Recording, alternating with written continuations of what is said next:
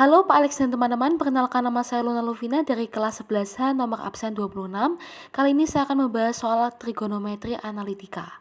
Soal pertama diberikan cos alfa 8/17 dengan alfa terletak di kuadran 4 dan sin beta yang bernilai min 24/25 diberikan di kuadran 3. Lalu kita diminta untuk menentukan nilai dari cos alfa min beta.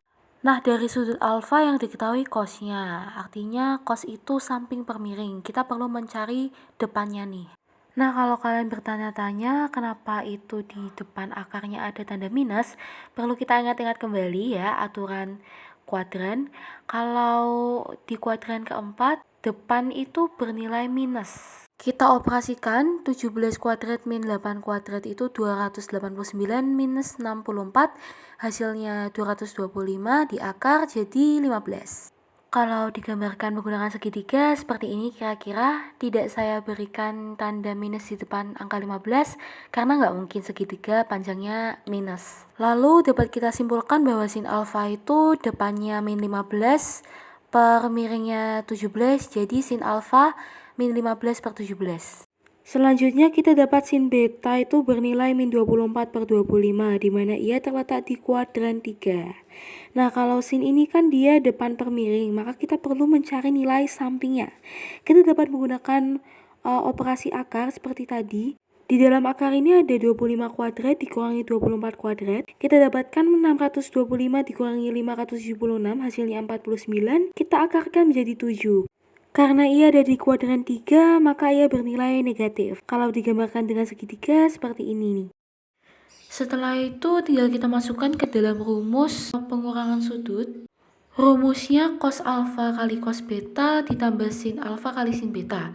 Kita tinggal masukin cos alfa cos beta sin alfa sin beta yang udah kita cari tadi sesuai di layar ya. Jangan lupa tanda bacanya minus atau positifnya. Lalu kita dapatkan hasil 304/425. Nah, selanjutnya kita dapat soal pembuktian nih. Kita disuruh membuktikan bahwa sin 2A per 1 plus cos 2A sama dengan 1 min cos 2A per sin 2A. Nah, di sini aku menggunakan ruas tangan yang akan aku operasikan.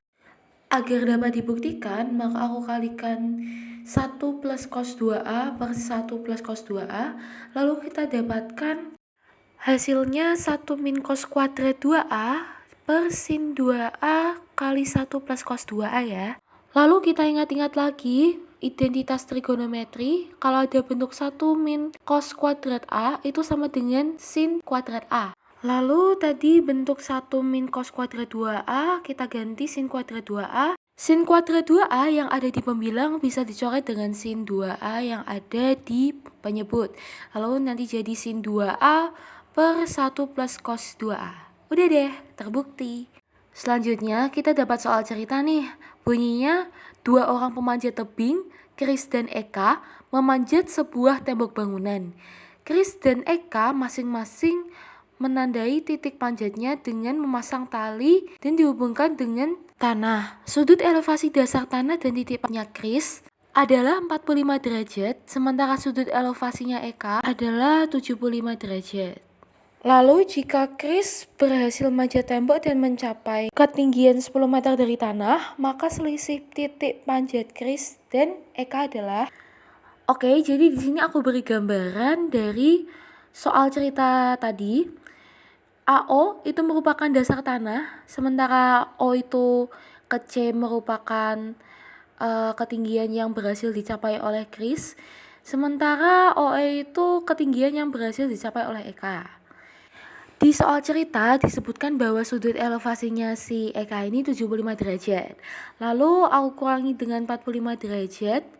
Nah, selisihnya 30 derajat nih sama sudut elevasinya Chris. Oke, jadi di sini kita cari dulu panjang dari AO. Nah, kalau kita lihat-lihat ini permisalan dari soal cerita yang aku berikan tadi itu bentuknya seperti segitiga siku-siku ya. Artinya kita dapat menggunakan rasio trigonometri. Nah, AO ini posisinya sama dengan sa atau samping. Lalu selain itu yang sudah diketahui nilainya adalah depannya, ketinggian yang sudah berhasil dicapai oleh Chris. Kita operasikan tan sama dengan depan per samping. Karena sudutnya bernilai 45 derajat, maka kita tulis tan 45 derajat sama dengan depannya 10 meter per sampingnya, yaitu AO. Tan 45 derajat itu 1, maka kita tulis 1 sama dengan 10 meter per AO.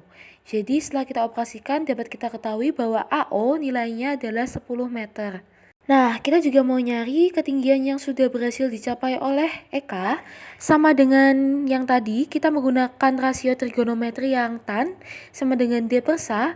Tapi tan di sini kita menggunakan sudutnya bukan sudut istimewa. Jadi kita perlu mencari nilai sudutnya dulu nih. Sudutnya bernilai 75 derajat.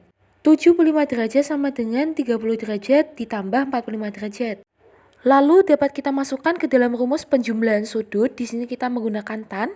Rumusnya tan alfa plus tan beta per 1 tan alfa tan beta. Tannya tadi tan 30 derajat plus 45 derajat sama dengan tan 30 derajat plus tan 45 derajat per 1 dikurangi tan 30 derajat kali tan 45 derajat. Hasilnya tan 75 derajat sama dengan akar 3 per 3 plus 1 per 1 min akar 3 per 3 kali 1. Sama dengan akar 3 plus 3 per 3 per 3 min akar 3 per 3. Lalu 3-nya kita coret, jadi akar 3 plus 3 per 3 min akar 3. Setelah kita rasionalkan nilainya jadi 2 plus akar 3. Lalu tan 75 derajat sama dengan OE per AO, depan per sampingnya. Yaitu 2 plus akar 3 sama dengan OE belum diketahui per AO nilainya 10. Lalu kita kalikan 10 dengan 2 plus akar 3 jadinya 20 plus 10 akar 3. Nah, itu merupakan nilai OE-nya. Berarti kita sudah dapat nilai AO 10 meter dan juga OE 20 plus 10 akar 3. Kita tinggal mencari selisih antara OC dan OE. Kita cari selisihnya, kita kurangi OE dengan OC, yaitu 20 plus 10 akar 3 min 10. Hasilnya 10 plus 10 akar 3 meter.